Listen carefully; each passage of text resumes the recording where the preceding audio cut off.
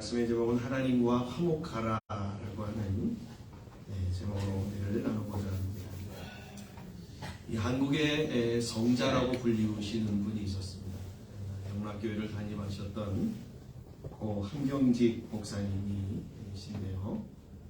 그분이 이제 목회하실 때에 성도들 간의 의견이 일치하지 않아서 다툼이 일어날 때에 조용히 강단에 오르셔가지고 이렇게 말씀하셨다고 합니다. 주님이 우리를 사랑하셨는데 우리도 서로 사랑하는 것이 마땅하지 않습니까? 이렇게 그분은 이렇게 크게 얘기하시는 분이 아니라 조곤조곤 이렇게 얘기하시는 분이라서 그렇게 얘기를 하면 교인들이 다툼을 멈추고 교회가 잠잠해져서 평안이 회복되어졌다라고 하는 이러한 내용들이 아주 야담처럼 전해지고 있습니다. 저는 사실 이 이야기들을 책으로 접하고 이야기를 들으면서 두 가지를 생각했죠. 한경직 목사님이 얼마나 성도들에게 인정을 받고 존경을 받았는가라고 하는 것을 보여주는 이해가 아닌가라고 하는 것을 생각했습니다. 근데 정작 중요한 것은 이겁니다. 성도들이 이 한 목사님의 말씀을 듣고 순종하였다라고 하는 겁니다. 저는 이게 더 중요하다고 생각합니다. 어떻게 그들이 그 목사님의 이야기를 듣고 순종했을까? 이유가 있겠죠.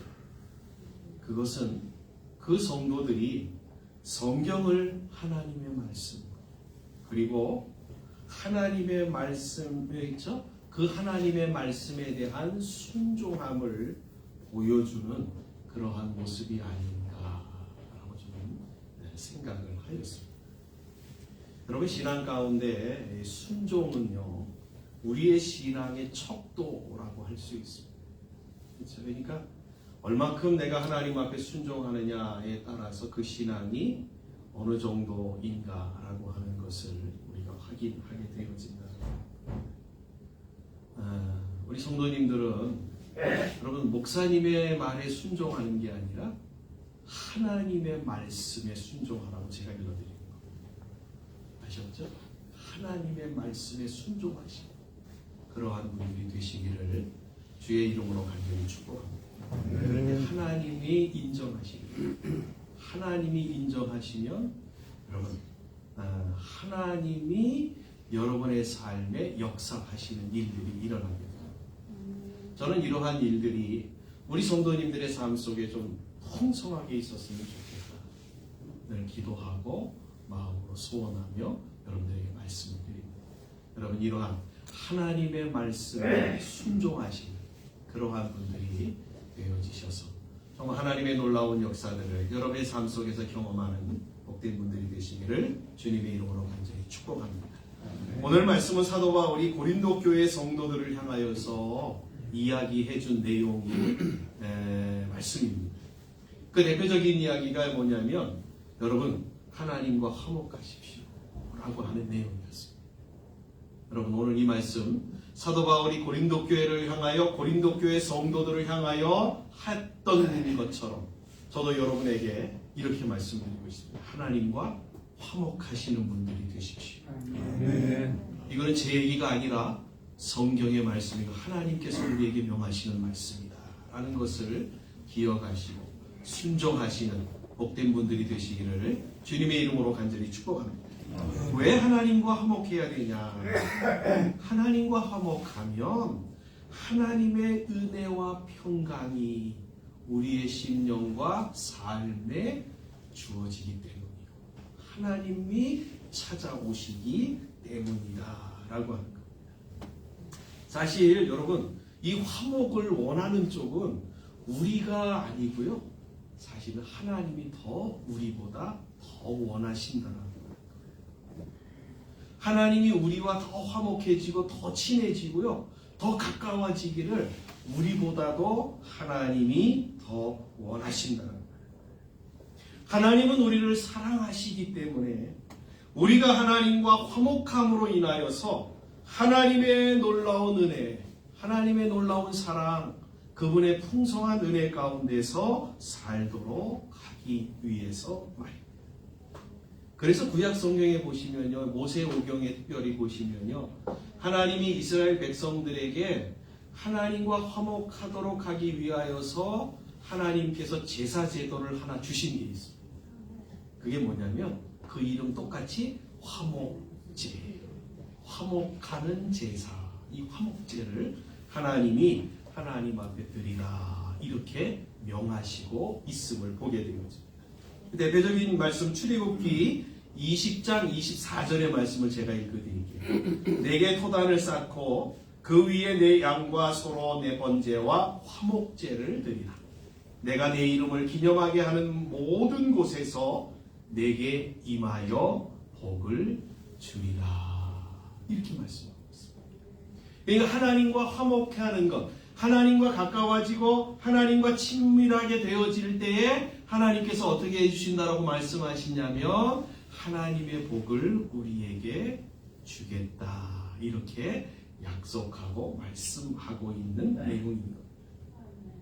욥 또한 하나님과 화목하는 것이 얼마나 소중한 것이고 중요한 것인가를 우리에게 이야기해주고 있는데요. 욥기 22장 21절에 보니까 이렇게 이야기하고 있습니다. 너는 하나님과 화목하고 평안하라. 그리하면 복이 내게 임하리라. 여러분, 하나님과 화목하면 복이 임한다라고 욥도 우리에게 이렇게 이야기하고 있습니다.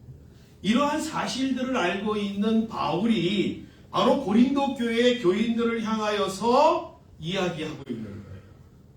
뭐라고요? 하나님과 화목하십시오 라고 말입니다. 여기 하나님과 화목한다라고 하는 말은 두 가지 의미를 갖고 있는데 잘 기억하셨으면 좋겠습니다. 여러분, 하나님과 화목한다라고 하는 것은 어떠한 의미를 갖고 있냐면, 첫째는 그리스도를 믿음으로 인하여 죄의 문제가 해결되는 중생한다라는 의미가 이 화목한다라고 하는 것에 담겨져 있습니다. 그렇죠? 여러분, 하나님과 우리가 화목하는 것을 방해하는 가장 큰 원인이 뭐죠? 죄죠. 그렇죠? 하나님은 가장 싫어하시는 게 죄거든요. 그렇죠? 더러움을 싫어하셔요. 왜냐하면 하나님은 거룩하시고 온전하신 하나님이시기 때문에 죄를 싫어하시고 미워하시고, 그러니까 죄가 있으면 하나님과 가까워지고 화목해질 수가 없는 거예요. 그러니까 하나님과 화목하라라고 이야기하는 이 내용 속에는 어떠한 의미가 담겨져 있냐면 하나님과 우리의 관계를 방해하고 또 가로막고 있는 죄의 문제를 해결하라라고 하는 의미가 담겨져. 이사야서 59장 1절 잘 아시죠? 하나님이 너희 기도를 듣지 못하심이 아니라, 그렇죠? 너희를 구원하지 못하신 것. 너와 나 사이에 죄의 담이 있으면 하나님이 너희의 소리에 귀를 기울이지 아니하시고 너에게 손을 뻗어서 너희를 구원하지도 아니하신다. 이렇게 우리에게 이야기해주고 있는 거예요. 그렇죠? 그러니까 죄는 하나님과 우리의 사이를 갈라놓는, 그러니까 그 죄의 문제를 해결할 때 비로소 하나님과 화목하게 되어진다라는 의미입니다. 어떻게 하면 하나님과 화목해질 수 있어요? 어떻게 하면 죄의 문제를 해결할 수 있어요? 한 가지밖에 없죠. 예수 그리스도를 나의 구주로 영접하는. 그렇죠? 예수님이 나의 죄 때문에 십자가에 죽으셨다라고 하는 그 사실을 믿음으로 받아들일 때에 비로소 우리는 죄의 문제를 해결받게 되어진다. 여러분, 이 예수님을 믿으시죠? 그래서 여러분, 믿음으로 인하여서 죄의 문제를 해결받으신 줄 믿습니다. 그렇다고 한다면 여러분 이제 하나님과 화목할 수 있는 그러한 자리에 계신 분들인 것은 틀립니다. 자, 그럼 이제 두 번째 거를 좀 보셔야 되겠죠. 자, 두 번째, 이 화목하라라고 하는 의미 속에 담겨져 있는 두 번째 뜻은 어떠한 이야기냐면 이런 거예요. 자, 하나님과 화목하라라고 하는 말은 중생한 사람들에게 주시는 말로 우리가 중생한 것은 신앙의 끝이 아니고 시작이라는 거예요. 다시 말씀드리면 여러분 중생이라는 단어가 좀 어려울 수 있습니다만은 구원받은 것은 우리가 예수 그리스도를 믿고 구원받으면 구원받은 것으로 신앙이 끝난 게 아니라는 거예요. 그건 뭐예요? 구원받은 건 신앙의 시작이라는 거예요. 우리는 구원파가 아니에요. 구원파는 어떻게 얘기를 하냐면 구원받으면 신앙은 다 끝이다 이렇게 얘기를 해요. 근데 우리는 어떻게 해요? 구원받은 것은 신앙의 출발선이지 끝이 아니다 이렇게 이야기를 하고 있습니다. 아셨죠? 네. 그러니까 아무리 오래 신앙생활 하였다고 하여서 신앙의 완성을 이룬 사람은 아무도 없습니다. 그래서 바울은 뭐라고 얘기를 하냐면 나는 지금도 계속 달려간다. 앞에 있는 것을 붙잡으려고 나는 계속해서 달려가고 있는 사람이다 라고 자기 자신을 고백하고 있습니다. 그렇죠? 그러니까 잡았다 하고 이야기할 사람 없다는 거예요. 이미 나는 얻어서 만족한다 라고 하는 신앙 안에서는 완성을 이룬 이 사람은 없다라고 하는 거예요. 그렇죠? 그러니까 계속해서 달려가는. 그러기에 하나님과 화목하라 라고 하는 이 말은 매일매일의 신앙의 삶을 하나님 앞에서 바르게 살아가라 라고 하는 의미를 이야기해주고 있는 말씀입니다. 하나님과 화목한다. 어떻게 화목해요? 단순하게 말씀드리면 한 가지를 말씀드릴 수 있어요. 하나님의 말씀에 입각하여 살아가는 모습, 삶. 그게 하나님과 화목해지는 모습이다 라고 하는 거예요. 자, 그렇다고 한다면 이 바울은 왜 고린도 교회 교인들을 향하여서 하나님과 화목하라 이렇게 말하고 있는 것일까? 아니 고린도 교회인들은 교회 안에 들어와 있는 교인들이니까 이미 거듭나고 그렇죠 구원받은 사람들일 것은 분명해요. 그리고 매일매일 신앙의 삶을 살아가는 삶이 이것은 뭐 그렇잖아요. 네, 그런 사람들일 거잖아요. 그런데 왜 그런 사람들을 향하여서 바울은 하나님과 화목하라 라고 이야기하고 있는 것일까? 거기에 대한 답을 이 본문 18절과 19절이 우리에게 이야기해주고 있습니다. 한번 우리 성경을 보도록 하겠습니다.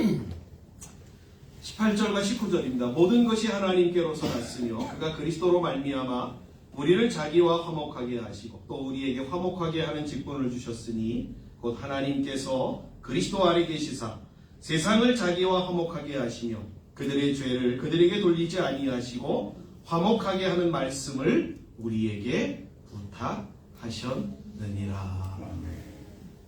여러분 이 바울이 고린도 교회 교인들을 향하여서 여러분 하나님과 화목하셔야 됩니다 라고 이야기하는 가장 중요한 이유는 무엇이냐면 바로 하나님으로부터 우리가 세상과 하나님을 화목해 하는 직분을 받았기 때문이다 라고 말해주고 있다라는 것입니다. 잘 아시는 것처럼 세상은 하나님과 화목하지 않습니다. 왜냐하면 앞에서 말씀드렸던 것처럼 죄 때문에 하나님과 화목할 수 없습니다. 그래서 세상은 하나님과 단절되어져 있습니다. 하나님과 단절된 세상에는 그래서 하나님의 은혜가 이르지 못함으로 인하여서 죄가 기하급수적으로 불어나고 그 죄로 인하여서 사람들은 영원한 생명을 얻지 못하고 불행하게 살아가고 있습니다. 이러한 상황을 하나님이 안타깝게 여기셔서 우리들에게 이 세상과 하나님과의 관계를 화목하게 하는 일을 우리에게 맡기셨던 것입니다. 그런데 중요한 것은 하나님이 우리에게 화목하게 하는 직분을 맡기셨지만 우리가 먼저 하나님과 화목하지 아니하면 이 직분을 감당할 수 없기 때문에 우리가 먼저 하나님과 화목하지 아니하면 세상과 하나님을 화목하게 하는 이 일 앞에 바르게 온전하게 쓰임을 받지 못하기 때문에 우리에게 먼저 하나님과 화목하라라고 하는 것을 촉구하고 있는 것입니다. 여러분, 우리가 하나님과 화목하지 아니하면요, 다른 사람에게 야, 가서 하나님과 화목해 라고 이야기할 수 없다는 거예요. 다시 말씀드리면 하나님과 우리가 화목하여서 하나님의 은혜와 하나님의 사랑과 하나님의 놀라운 복들을 우리가 경험하지 아니하면 하나님과 화목하도록 그들을 유도할 수 없다라고 하는 것입니다. 그래서 하나님이 조치하신 일이 뭐냐면 이거예요. 우리가 먼저 하나님과 화목하도록 하는 일이었습니다. 그 일을 하나님이 어떻게 이루셨냐면 이렇게 이루셨습니다. 18절에 보니까 이렇게 증거하죠. 모든 것이 하나님께로서 났으며 그리스도로 말미암아 우리를 자기와 화목하게 하셨다라고 이야기해 주고 있는 것입니다. 하나님이 우리를 자신과 화목하게 하기 위하여서 취하신 행동은 바로 잘 아시는 것처럼 그의 독생자이신 예수 그리스도를 통해서 이룬 일이었습니다. 그래서 성경은 그리스도로 말미암아라고 증거하고 있고요. 그 앞에 이 모든 것들이 하나님께로서 났다 이렇게 이야기해 주고 있는 거예요.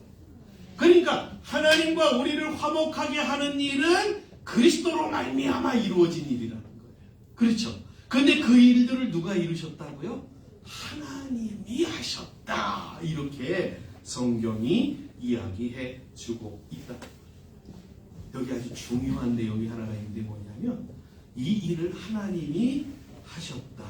하나님이 하셨다. 하나님께로부터 났다라고 하는 이 말은 어떠한 의미냐면요. 어떤 때 사용했던 단어냐면 하나님이 천지 만물을 창조하실 때 사용했던 단어예요. 여러분, 하나님이 천지 만물을 어떻게 만드셨냐면 하나님 독자적, 그렇죠? 누구의 협조나 도움 없이 하나님이 독자적으로 이루신 일이 천지 만물 창조예요. 그런데 그 일을 하나님이 천지 만물을 창조하신 것처럼 하나님과 우리를 화목하게 하시는 일에 그리스도를 세워서 이 일들을 이루신 것 또한 하나님께서 누구의 간섭이나 도움 없이 하나님 독자적으로 이 일들을 이루셨다라는 사실입니다. 그러니까 이 하나님이 우리와 하나님과 화목하게 하기 위하여 그의 아들 예수 그리스도를 통하여 이룬 일은 바로 천지창조와 같은 위대하고 엄청나고 놀랍고 정말 무엇과 견줄 수 없는 정말로 놀라운 일이다라는 사실을 우리에게 보여주고 있는 말씀입니다. 다시 말씀드리면, 쉽게 말씀드리면 이거예요. 하나님이 그리스도를 통하여 우리를 구원하신 것은 천지 창조와 같은 놀라운 일이라는 거예요. 이해가 되시나요? 저와 여러분들이 하나님으로부터 구원받은 것은 하나님이 천지를 창조하시는 일처럼 기가 막힌 일이라는 거예요. 이러한 은혜를 누가 받았다고요? 바로 저와 여러분, 우리가 받았다라고 성경이 우리에게 이야기해 주고 있는 것입니다. 여기에서 또 하나 중요한 단어가 하나 있는데요. 그게 뭐냐면 이 화목하게 하셨다라고 하는 이 단어가 아주 중요해요. 이 화목하게 하셨다라고 하는 말이 뭐냐면 하나님이 그리스도를 통하여 하나님과 우리를 화목하게 하셨다라고 하는 것에, 이 화목하게 하셨다라고 하는 것이 어떤 의미를 갖고 있냐면 바꾸다, 교환하다라고 하는 의미를 갖고 있습니다. 그러니까 다시 말씀드리면 하나님이 우리와 하나님을 화목하게 하기 위하여서 그리스도를 바꿈으로 인하여 우리와 화목하는 일을 이루셨다. 이런 말씀인 것입니다.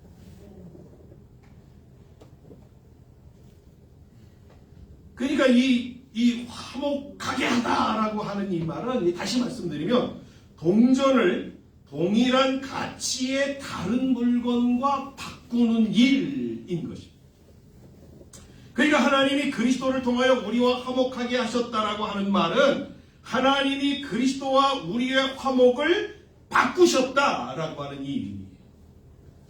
다시 말씀드리면 하나님이 왜 그리스도와 하나님과 화목하는 것을 바꾸셨느냐? 우리가 그리스도만큼의 가치가 있다라고 하나님이 여기셨기 때문이라는 거예요. 이해가 되시나요? 다시 말씀드리면 이거죠. 하나님이 우리를 구원하신 것은 우리로 하여금 우리가 어떠한 가치가 있기 때문에요.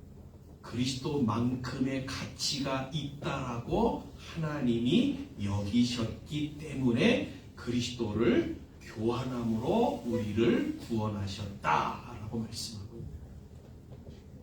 무슨 얘기인지 이해가 되시죠? 하나님이 우리를 얼마나 어떻게 생각하시는가라는 것을 보여주는 말씀인 것입니다. 앞에서도 언급하였듯이 인간은 하나님과 불화된 상태에 있었습니다. 그 원인은 죄였고 죄로 말미암아 하나님과 인간 사이에는 서로 깊은 구덩이를 만들어서 오갈 수 없는 그런 상황에 있었습니다. 그런데 하나님은 그 문제를 해결하시기 위하여 예수 그리스도를 십자가에 내어주셨습니다. 바로 하나님은 우리와의 화목을 위하여서 그리스도를 기꺼이 십자가에 내어주셨던 것이었습니다. 그래서 골로새서 1장 20절에는 이렇게 증거하죠. 그의 십자가의 피로 화평을 이루사 만물 곧 땅에 있는 것들이나 하늘에 있는 것들을 다 그로 말미암아 자기와 화목해 되기를 기뻐하셨다라고 말합니다. 여러분, 하나님과 우리가 화목하게 되는 것을요 하나님만 기뻐하신 게 아니에요. 예수님도 기뻐하셨다 이렇게 이야기합니다. 그러니까 당신이 예수 그리스도께서 자기를 바꿈으로 인하여서 자기를 교환함으로 인하여서 우리가 하나님과 화목하게 되어지는 일 앞에 너무너무 그것을 기쁘고 너무너무 그것이 좋아서 기꺼이 즐거운 마음으로 그 일들을 감당하였다. 하나님은 우리가 화목해 하는 직책을 감당하도록 하기 위하여서 먼저 우리를 하나님과 화목하게 하는 자가 되게 하셨습니다.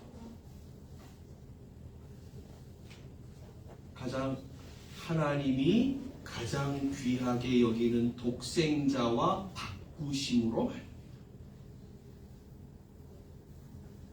왜 하나님과 먼저 우리로 하여금 화목하게 하심을 허락하셨는가?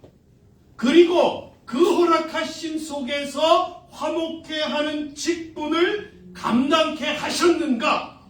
하는 것은 우리가 먼저 하나님과 화목해야만이 우리 안에 하나님의 복이 주어지기 때문인 것입니다.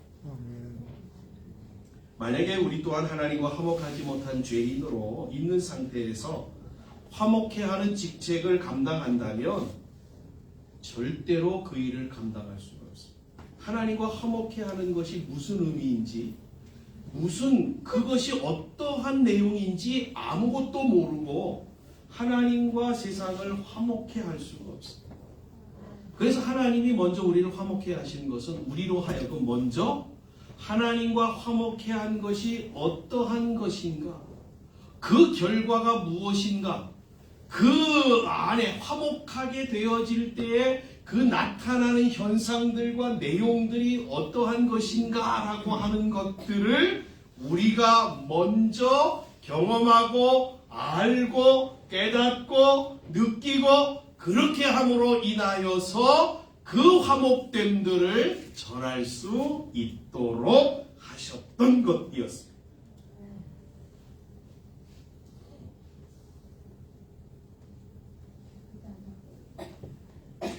여러분, 이러한 이 하나님이 화목해 하시는 이러한 일들 속에서 어떻게 우리가 이러한 일들을 그러면은 이 화목해 하는 일을 감당할 수 있는가? 어떻게 이 일을 감당해야 되는가를 오늘 이 하나님께서 우리와 하나님을 화목해 하신 이 방법을 통해서 우리가 확인하고 배울 수가 있게 됩니다. 다시 앞으로 또 돌아가면 하나님이 우리를 하나님과 우리를 화목하기 위해서 어떻게 하셨죠? 하나밖에 없는 예수 그리스도 독생자 예수 그리스도를 그렇죠. 바꾸심으로 인하여 우리와 하나님을 화목하게 하셨죠. 다시 말씀드리면 하나님이 가장 귀한 것을 우리에게 내어줌으로 인하여서 하나님이 우리와 화목하게 되는 일이 일어났다라는 것입니다. 그러니까 우리에게 하나님이 맡기신 이 화목하게 하는 직책을 감당하는 방법을 우리가 여기서 찾을 수가 있는 거예요. 하나님이 가장 귀한 것을 우리에게 허락하심으로 화목을 이룬 것처럼 우리 또한 가장 귀한 것을 내어줌으로 인하여 화목해 하는 일을 감당할 수 있다라고 우리에게 성경은 말해주고 있다라고 하는 것입니다. 지지난주와 지난주에 저는 이 북한 선교 우리 선양원 목사님들과 지지난주에는 이제 음악회, 통일음악회가 있었고요.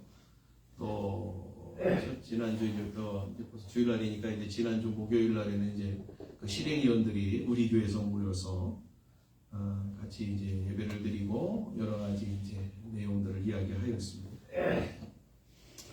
그런데 이제 그 중에 이제 지난 30년 가까이 북한 선교회를 하셨던 목사님을 만나고 또 강사로 모시면서 이렇게 이야기를 듣는 그러한 시간들이 있었습니다.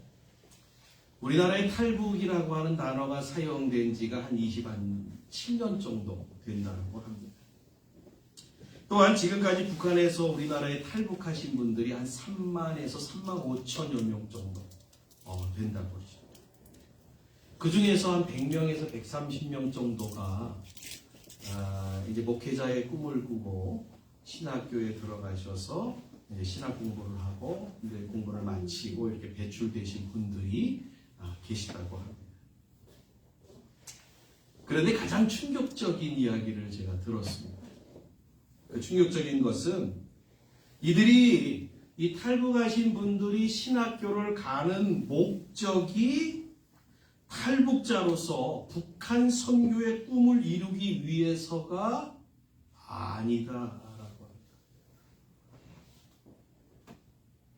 물론 그 중에는 아주 신실하고 정말 북한을 위하여 복음을 전하기 위해 정말 신학을 공부하는 분들이 있습니다. 그런데 많은 사람들이 신학을 공부하는 이유는 첫째로 돈 때문입니다. 탈북하신 분들에게 신학을 공부하고 학교에 가서 들어가서 공부하면 한 달에 소정의 금액들을 지불하는 이러한 선교 단체들이 그러한 방식으로 이제 신학생들을 모집하는 그래서 150만 원을 주고 200만 원을 주는 이렇게 함으로 인하여서 신학 공부를 시킨다고 합니다. 그러니까 그 돈 받기 위해서 두 번째는 더 기가 막힌 내용이 하나 있습니다.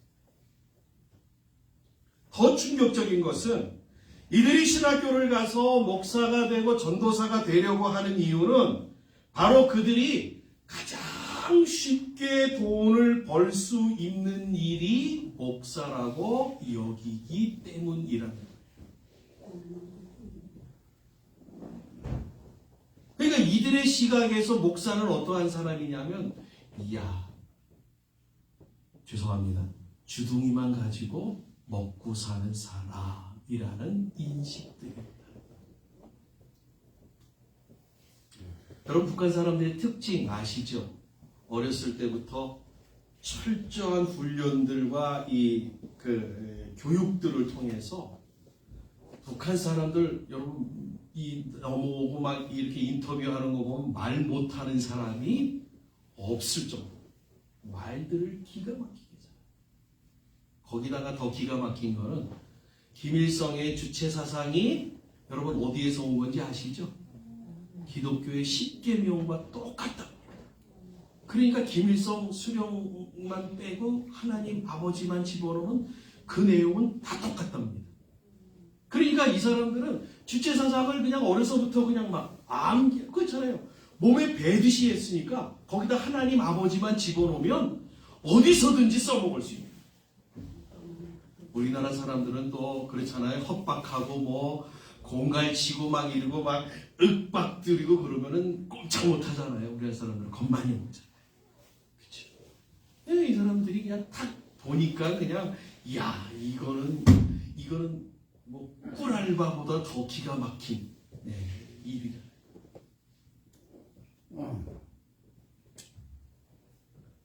저는 이 이야기를 들으면서 이러한 생각을 했습니다. 우리가 무엇을 가장 귀하게 여기는가? 지금 우리가 무엇을 가장 귀하게 여기고 있는가라고 하는 것을 저는 엿볼 수가 있었습니다. 여러분, 우리가 가장 귀하게 여기고 있는 게 뭐죠? 돈이라는 거예요.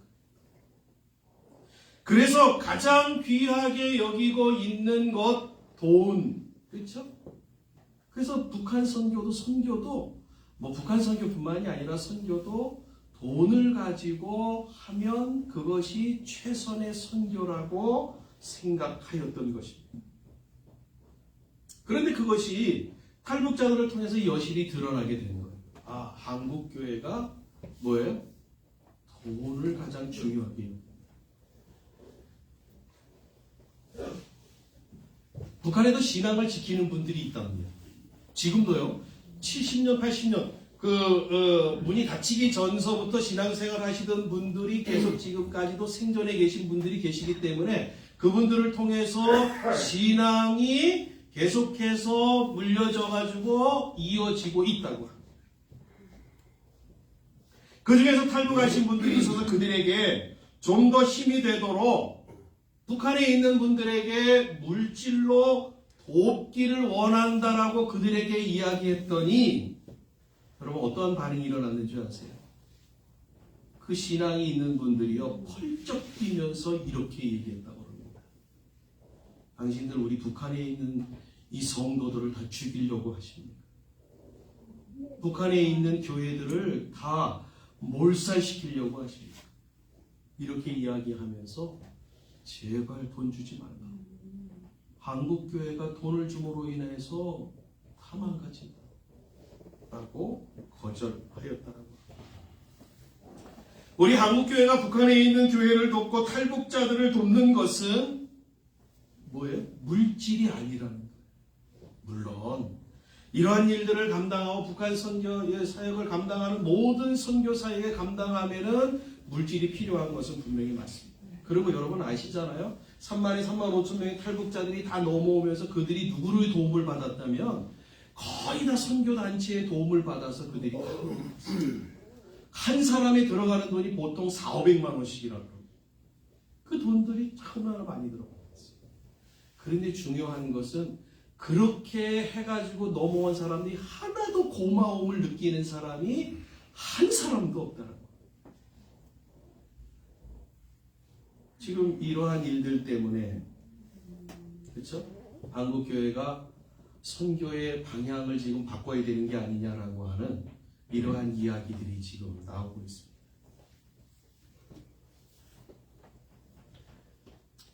여러분, 제가 뭘 말씀드리려고 하냐면 선교는 돈이 전부가 되어서는 안 된다. 탈북자들 중에서 신앙이 있는 분들이 한국교회를 출석하고는 실망하여서 나 정말 교회 가고 싶지 않다라고 정말 호소하시는 분들이 많다라고. 그 왜 그러시냐고 그랬더니요. 교회 가니까 맨날 복 받는 이야기하고 맨날 자기 평안하고 잘 되는 이야기만 하고 세상에서 뭐 어떤 이야기만 하고 목숨 걸고 신앙생활하라고 하는 이야기라든지 그러한 것들은 교회에서 눈 씻고 찾아볼 수 없기 때문에 정말 교회가 오고 싶지 않아요. 북한에 있는 사람들은 지금 목숨 걸고 신앙생활하는 거거든요. 까딱 잘못했다가는 성경 귀절 하나 주머니에 호주머니 놓고 가다가 걸리면은 온 사지가 찢겨서 죽는 그러한 상황께서 목숨 걸고 신앙생활하는 거예요. 근데 한국 교회는 자기들하고 너무 다르다는 거예요. 그래가지고 교회 가기 싫다. 하나님이 우리에게 맡기신 화목해 하는 직책은 바로 우리가 가장 귀한 것이라고 여기고 있는 생명을 걸고 해야 하는 것이다라는 것이 성경이 말하고 있는 내용입니다. 여러분, 이 화목해 하는 직책은 하나님이 사도들에게만 주신, 목사에게만 주신 어떠한 책임이 아니에요. 예수 그리스도를 믿고 구원받은 모든 사람들에게 주어지는 책임인 것입니다. 그 사명을 감당하는 모습을 저는 이렇게 말씀드리고 싶습니다. 우리의 신앙에서 가장 경계해야 할 것은 이겁니다. 지금 이게 이제 우리 지금까지 한국 기독교 100년사에서 가장 아프게 대두하고 있는 내용들인 것 같아요. 가장 우리 신앙에서 경계해야 되는 것이 뭐냐면 이거예요. 말 따로 행동 따로인 신앙. 성경은 우리에게 복음을 전하는 일을 하라고 명하고 있습니다. 복음은 말로 전하는 것은 맞습니다. 그렇죠? 여러분, 예수 믿으십시오. 교회 가십시다. 예수 믿어야 천당 갈 수 있습니다. 우리의 죄 문제를 해결해야 마음의 평안함을 얻습니다. 복음은 말로 전하는 것은 맞습니다. 그런데 말만 가지고 하면 큰 문제를 야기할 수 있다라고 하는 것입니다. 그러기에 성도들이 가져야 할 자세는 말과 행동이 일치되어지는 것입니다. 만약에 말만 하고 행동이 따르지 않는다라고 한다면 그 말에 대하여서 비난의 화살이 어떻게 해요? 주어지기 때문에 그렇습니다. 여러분, 예수님은 이것에 대하여서 우리에게 이러한 말씀을 들려주고 있습니다. 마태복음 7장 16절 이하에 보면 이렇게 질문하죠. 그들의 열매로 그들을 알지니 가시나무에서 포도를 또는 엉겅퀴에서 무화과를 따겠느냐. 이와 같이 좋은 나무마다 아름다운 열매를 맺고 못된 나무가 나쁜 열매를 맺나니 좋은 나무가 나쁜 열매를 맺을 수 없고 못된 나무가 아름다운 열매를 맺을 수 없느냐. 이러므로 그들의 열매로 그들을 알리라. 지금 예수님은 우리가 바르게 신앙생활하는 자들이라고 한다면 거기에는 반드시 합당한 열매가 있어야 된다라고 말씀하고 있습니다. 말은 번듯하게 하는데, 그렇죠? 교회 안에서는 멋진 모습을 보여주고 있는데 우리의 삶에 나아가서는 정말 어떠한 모습 하나 건질 수 있는 것이 없다라고 한다면 그건 신앙인인가? 고개를 갸우뚱하게 되어진다라고 합니다. 하나님을 믿고 구원받은 사람이라고 한다면 말과 행동 중에서 어떤 것이 앞서라고 한다면 저는 행동이 앞서야 된다라고 말씀드리고 싶습니다. 말은 말, 행동이 하나님을 믿고 구원받은 사람처럼 행동하는 것, 그것이 중요하다.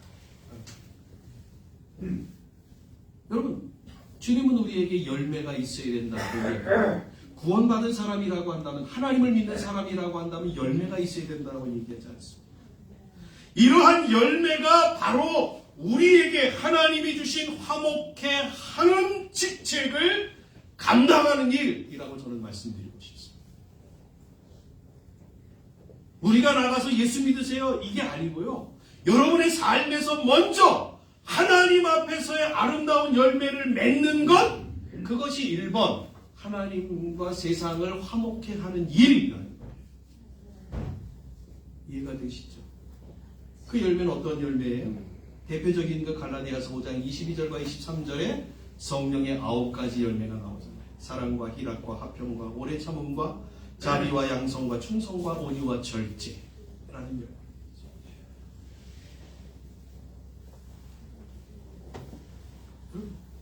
그 다음에 우리가 성령의 열매를 맺으면 그 열매를 다른 사람들에게 나눠주는 것, 그게 화목하게 하는 일이라는 거예요. 생각해 보십시오. 다른 사람을 도와주는데, 그렇죠? 내가 어떠한 것을 가지고 있지 않는 사람이 도와줄 수 있겠습니까? 없지 않습니다. 내가 풍성히 가지고 있고 넉넉하게 가지고 있고 충만하게 가지고 있을 때 비로소 많이 도와줄 수 있는 것이지 않겠습니까? 하나님이 우리에게 화목하게 하는 직책을 우리에게 맡기셨습니다. 그 화목하게 하는 직책을 감당하는 방법은 저와 여러분들이 먼저 하나님과 화목함으로 하나님 안에서의 아름다운 풍성한 열매들을 맺는 것입니다. 그러면 1차적으로 우리가 풍성한 하나님 안에서의 열매들을 맺으면 그것을 다른 사람들이 보고요, 안다고 보여주는 일부터 하셔야 됩니다. 두 번째는 어떻게 해요? 이제 그 풍성한 열매들이 우리에게 하나님이 주셨으면 그 열매들을 가지고 그 열매를 하나하나씩 나누어 내는 일들을 하는 거예요. 이게 화목하게 하는 직책을 감당하는 거예요. 여러분, 이 일들을 우리에게 하나님이 맡기셨습니다. 이 일들을 감당하시는 복된 분들이 되어지시기를 주님의 이름으로 간절히 축복합니다. 하나님이 이 일을 감당하며 어떠한, 그렇죠? 어떠한 은혜를 주시는가? 우리가 마지막 절 21절을 한번 볼까요? 고린도후서 5장 21절을 한번 보겠습니다. 하나님이 죄를 알지도 못하신 이를 우리를 대신하여 죄로 삼으신 것은 우리로 하여금 그 안에서 하나님의 의가 되게 하심이라. 여러분, 하나님과 화목함으로 인하여서 세상과 하나님을 화목하게 하는 일 앞에 쓰임받는 자를 성경은 우리에게 뭐라고 얘기를 하냐면 하나님의 의다, 하나님 앞에 의로운 사람이라고 인정해 준다 라고 성경은 우리에게 말하고 있다. 저와 여러분들이 소망하기는 하나님 앞에 정말 인정받으시는 그러한 분들이 다 되어지시기를 주님의 이름으로 간절히 축복합니다. 기도하겠습니다. 하나님 감사합니다. 저희들을 하나님의 말씀 가운데 세워주시고 우리에게 또한 화목케 하는 직책이 있음을 다시 한번 말씀을 통하여 배우게 하심으로 이 일들을 감당할 수 있도록 은혜를 주시니 감사합니다. 먼저 하나님, 우리의 삶 속에서 이 화목케 하신 하나님의 놀라운 은혜 안에서 아름다운 열매들을 맺는 저희의 모습들이 되어지도록 도와주시옵소서. 하나님 또한 그리함으로 말미암아 우리 안에 있는 것들을 나누어낼 수 있는 우리 귀한 성도들 다 되어지도록 도와주시옵소서. 그리함으로 하나님의 의가 되는 놀라운 은총의 사람들로 주 앞에서는 복이 있도록 도와주시옵소서. 감사하며 예수님의 이름으로 기도하옵나이다. 아멘.